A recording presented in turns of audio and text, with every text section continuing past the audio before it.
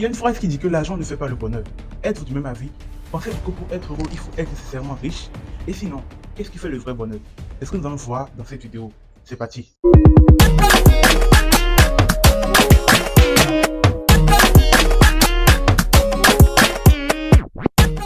Bonjour à tous, je suis Chris David Lapo, fondateur de la chaîne Entreprendre en Christ. Et ici, nous parlons d'entrepreneuriat, de foi chrétienne et d'enseignement biblique pour réussir dans les affaires.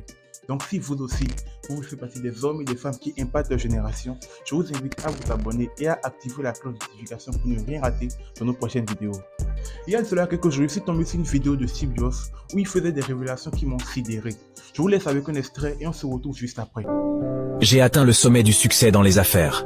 Aux yeux des autres, ma vie a été le symbole du succès. Toutefois, en dehors du travail, j'ai eu peu de joie. Enfin, ma richesse n'était rien de plus qu'un fait dans lequel je me suis habitué. En ce moment, allongé sur le lit d'hôpital et me rappelant toute ma vie, je me rends compte que tous les éloges et les richesses dont j'étais si fier ont été transformés en quelque chose d'insignifiant devant la mort imminente. Waouh! Quand j'ai entendu ça, je me suis dit, mais comment quelqu'un qui a cofondé l'une des entreprises les plus puissantes au monde et qui avant son décès avait une fortune estimée à plus de 9 milliards de dollars peut dire une chose pareille? Donc cela voudrait dire qu'il était riche vu de l'extérieur, mais pauvre à l'intérieur. Pourquoi? Parce qu'il était spirituellement impuissant face à une maladie qui le rongeait peu à peu et qui l'empêchait d'être heureux. Et c'est le cas de plusieurs entrepreneurs qui sont très riches, mais en même temps très malheureux. D'aucuns c'est la dépression, d'autres c'est le cancer, et pour beaucoup, c'est une addiction à la drogue. Et peut-être que c'est le cas pour toi qui m'écoutes aujourd'hui. Tu n'as peut-être pas la fortune de Steve Jobs, mais tu as une entreprise prospère ou même un emploi bien rémunéré. Mais en même temps, tu es submergé par des problèmes qui t'empêchent de jouir pleinement de cette liberté financière-là. Aujourd'hui, je suis venu t'apporter une solution. La solution. Jésus-Christ de Nazareth. Il dit, voici je me tiens à la porte de ton cœur et je frappe.